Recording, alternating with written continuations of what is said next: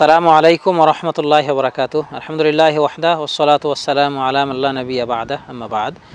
সম্মানিত দর্শক শ্রোতা ভাই ও বোন, এক প্লেটে খাবার খাওয়া, এই অভ্যাস, এই নীতি, এই রীতি আমাদের মাঝ থেকে একেবারে বিলুপ্ত হওয়ার পথে। আমরা একই সাথে এক প্লেটে খাবার খাওয়াকে অনেকেই অপছন্দ করি, অনেকেই অবজ্ঞা করি।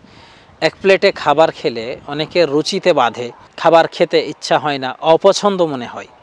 অথচ এক প্লেটে খাবার খাওয়ার গুরুত্ব এবং মাহাত্ম্য এত বেশি যা নবী সাল্লাল্লাহু আলাইহি সাল্লাম বিভিন্নভাবে বিভিন্ন সময়ে বর্ণনা করেছেন।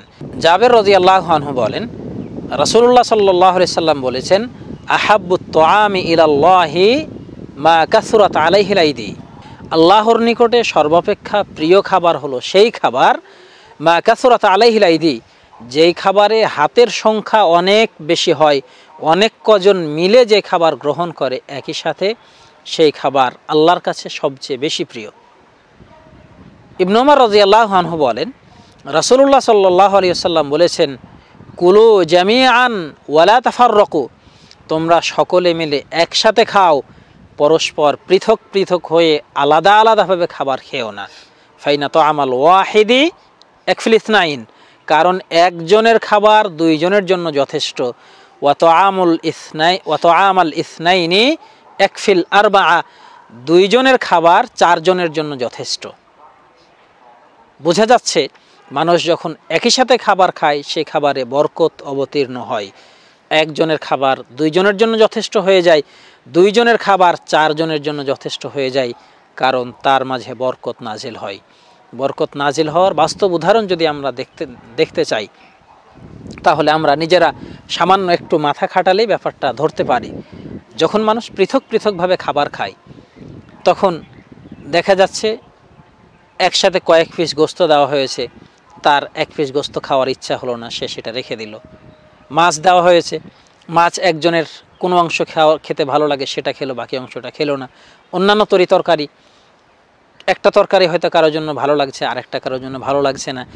যতটুকু প্লেটে খাবার দেওয়া হয়েছে সবটুকু খাবার হয়তো একজন খেতে পারতেছে না, তখন অটোমেটিকলি দেখা যাচ্ছে খাবার কোনো না কোনোভাবে নষ্ট হয়ে যায়। কিন্তু যখন একই সাথে কয়েকজন বসবে, তখন একজনের যেটা অপছন্দ আরেকজনের সেটা পছন্দ, একজনের যেটা বেশি হয়ে যাচ্ছে আরেকজন সেটা খেয়ে নিতে পারতেছে। একজন হয়তো ভাবতেছে যে আমার আরও কিছু খাবার লাগবে, খাবার উঠাতে গিয়ে প্রয়োজনের তুলনায় সামান্য বেশি হয়েছে, সে বেশি খাবারটুকু একজন খেতে পারতেছে না, কিন্তু সাথে যদি আরেকজন থাকে সে খাবারটুকু খেয়ে নিতে পারে। এইভাবে বিভিন্ন দিক থেকে বোঝা যায় যে একই সাথে খাবার খাওয়ার বিশেষ বরকত রয়েছে। এই বরকতের হাদিস, এই বরকতের বিবরণ আজকেও সৌদি আরবের দেশগুলোতে, আরব বিশ্বের দেশগুলোতে খুব বেশি পরিমাণে চর্চা করা হয়। আরব দেশগুলোতে বিশাল বড় খাসি, একসাথে আস্ত খাসি ভুনা করে রেখে দেওয়া হয়েছে বিশাল বড় প্লেটে, সেই সাথে তার মধ্যে রাইস দেওয়া হয়েছে, অন্যান্য আনুষঙ্গিক খাবার দেওয়া হয়েছে। সেখানে প্রথমে সাধারণত মেহমানরা বসে খেয়ে নিচ্ছেন, মেহমানদের খাবার শেষ হলে সেই একই প্লেটে একটি আস্ত খাসি থেকে বাড়ির লোকেরা খাচ্ছেন, তারপরে একের পর এক ধারাবাহিকভাবে লোকেরা খেতে থাকতেছে। এইভাবে খাবার গ্রহণের মাধ্যমে তাদের খাবার নষ্ট হওয়ার চান্স খুব কম থাকে। তো এর থেকে আমরা বুঝতে পারি যে খাবার একই সাথে গ্রহণ করার বরকত অনেক বেশি রয়েছে।